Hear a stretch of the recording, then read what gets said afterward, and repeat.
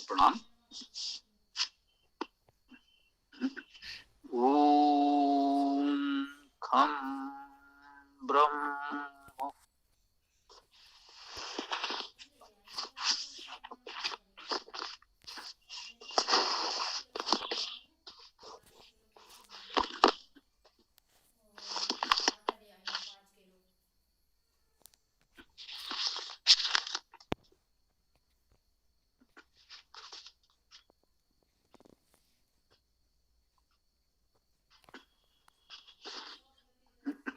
ओम। हम लोग वर्णोच्चारण शिक्षा के अंतर्गत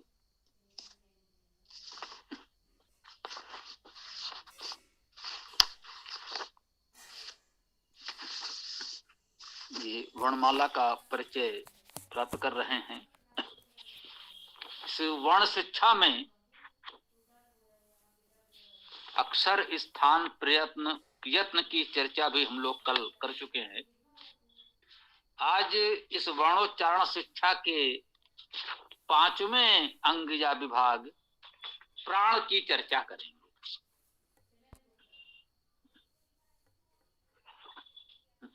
अब यहां पर यह भी बात महत्वपूर्ण है, ये वर्णोच्चारण शिक्षा का 5वां अंग है प्राण।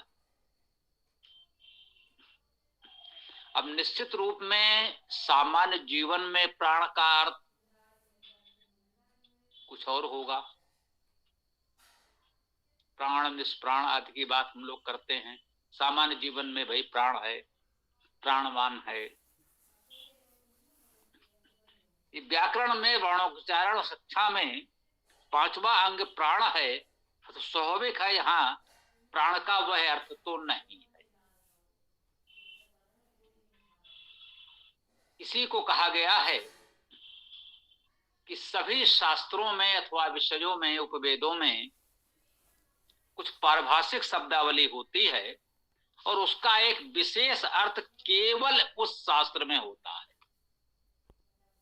अन्य किसी विषय में उस अर्थ को ग्रहण नहीं किया जाता। यह जानना भी हमारे लिए बहुत ही महत्वपूर्ण है। अन्यथा बहुधा हमें अपने सामान्य जीवन में बहुत भ्रम हो जाता है कि उस ग्रंथ में, उस पुस्तक में, उस शास्त्र में ये हमने पढ़ा था और यहाँ तो ऐसी बात आ गई। तो अलग अलग शास्त्रों में पारिभाषिक शब्दों के अनुसार उनके अलग अलग भावार्थ होते हैं। उसको उसी रूप में हमें समझना पड़ेगा।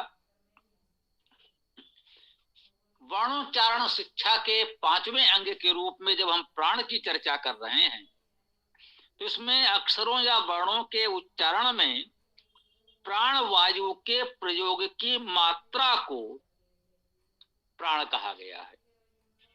जिस अक्षर या वर्ण का उच्चारण करते हैं उसमें हम कितना प्राण डाल रहे हैं या कितना प्राण लगाना पड़ रहा है, प्राण वायु का कितना प्रयोग हो रहा है, इस बात को यहां प्राण से कहा गया है। वर्णोच्चारण शिक्षा का 5वां अंग प्राण है, जो हमें इस बात को संकेत करता है। तो वर्णोच्चारण शिक्षा में प्राण 2 प्रकार के होते हैं, अल्प प्राण और महाप्राण। बस 2 विभाग हैं। अल्प प्राण ध्वनिया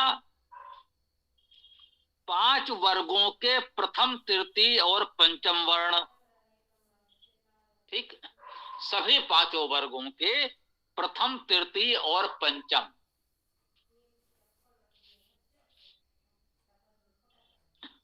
तथा अंतस्थ या रा लावा, ये अल्प प्राण होते हैं। 5 वर्गों के 3-3 वर्ण अर्थात 15 वर्ण वो और 4 अंतस्थ या रा लावा, ये अल्प प्राण कहे गए हैं। दूसरे महाप्राण हैं 5 वर्गों के द्वितीय तथा चतुर्थ वर्ण। तो 5 वर्गों में 2-2 हुए तो 10। इसके अतिरिक्त हा तथा ऊष्म वर्ण, हा सहित ऊष्म वर्ण कह सकते हैं, शा, सा, सा। तो पांचों वर्गों के द्वितीय चतुर्थ हो गए 10 और 4 ये अंतिम वर्ण, वर्णमाला के अंतिम वर्ण ऐसा समझ लें जिन्हें ऊष्म वर्ण कहा जाता है। ये हम आपको बता चुके हैं। 10, 4, 14 चतुर्दश वर्ण ये महाप्राण कहे जाते हैं। बोले साहब ये कहे जाते हैं तो कहे जाते होंगे, इसका क्या अर्थ निकला, क्या उपयोग हुआ? अभी तो इतना बता दिया, इन वर्णों को अल्प प्राण कहा गया, इन वर्णों को महाप्राण कहा गया। क्यों कहा गया, इनका उपयोग क्या हुआ, यह भी तो हमें जानना चाहिए। यहां पर यह लिखा हुआ मुझे दिख नहीं रहा है, वैसे मुझे विश्वास था, होना चाहिए था। कोई बात नहीं, जान लेते हैं। हा की ध्वनि है, यही महाप्राण है। जो समझ लें, जो मुख्य रूप से महाप्राण को यदि आप व्यवहारिक रूप से समझना चाहें तो इन शास्त्रीय शब्दावली, शास्त्रीय परिभाषा को छोड़कर तो ये मान लें कि वर्णमाला का अंतिम वर्ण हा, तो यही महाप्राण है। बोले अभी तो इतने बता दिए, अब कह रहे हैं बस यही एक महाप्राण है। जी, यही हा महाप्राण है।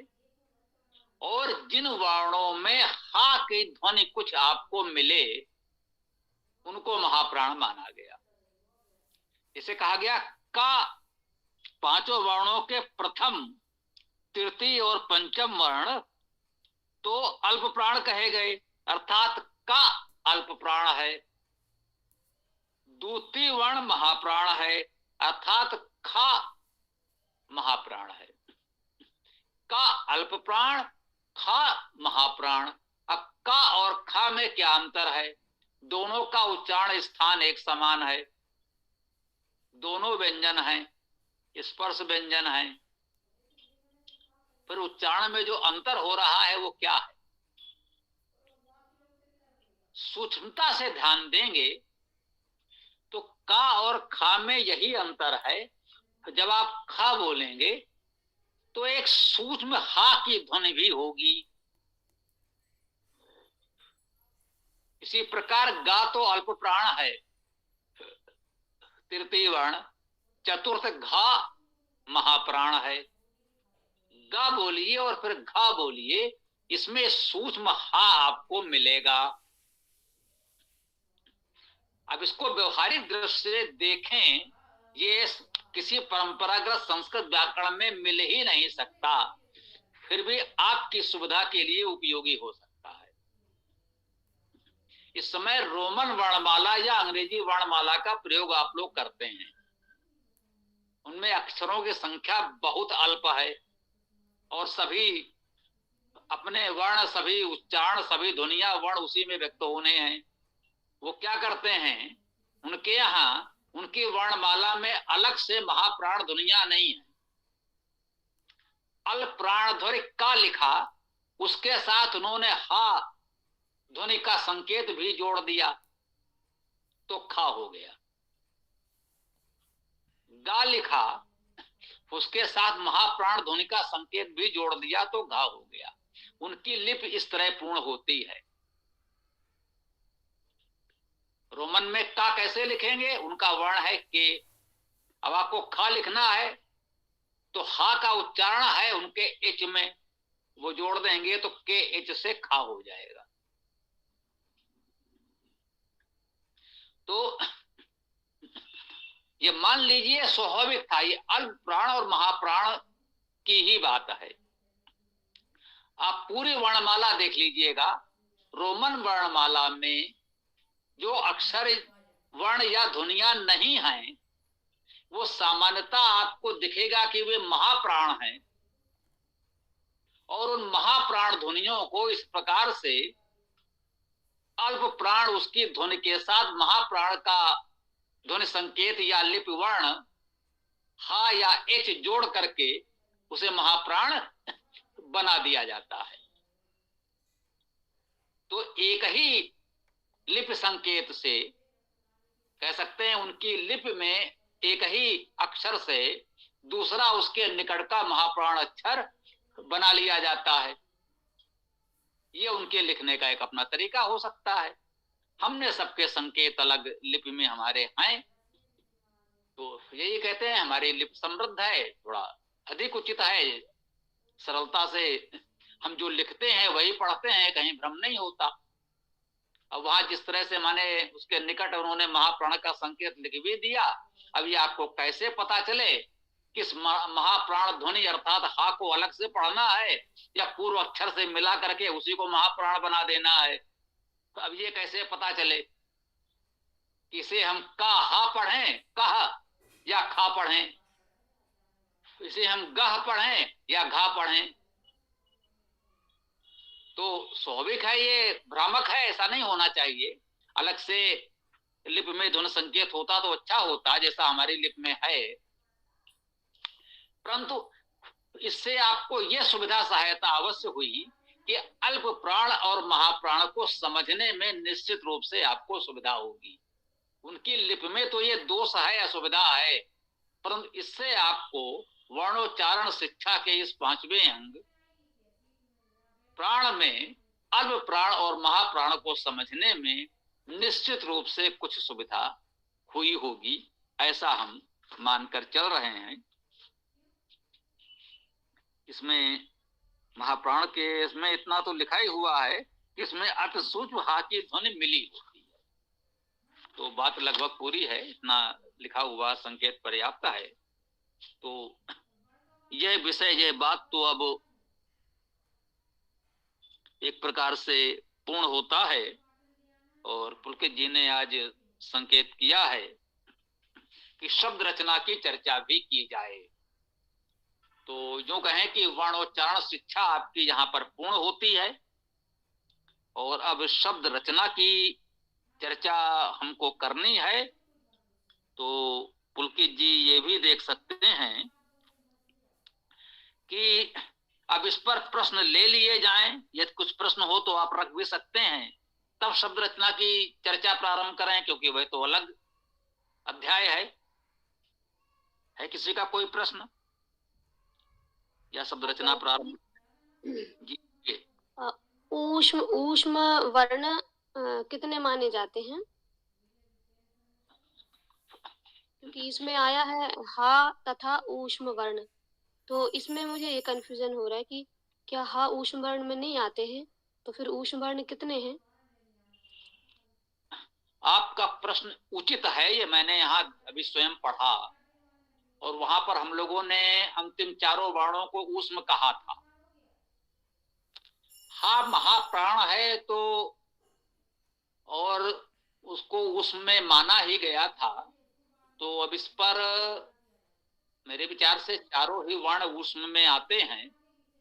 यहाँ पर हा तथा लिखा हुआ है, ये थोड़ा सा इसको देखा जाएगा कि परंपरागत विद्वानों के आचार्यों के क्या मत रहा है।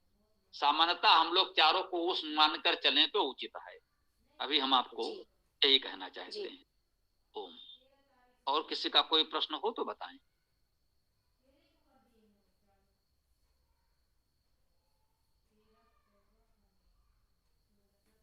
तो यदि और कोई प्रश्न नहीं है तो हम शब्द रचना प्रारंभ करते हैं। शब्द रचना के विषय में आने के लिए सबसे पहले तो हम यही जान लें कि शब्द क्या होता है। यद्यप भाषा के वेद विभाग में हम लोग सामान्य रूप से चर्चा कर भी चुके हैं,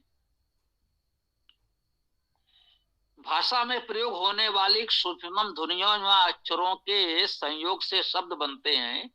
शब्द भाषा की सबसे छोटी इकाई है, ऐसा यहां पर परिचय में कहा गया।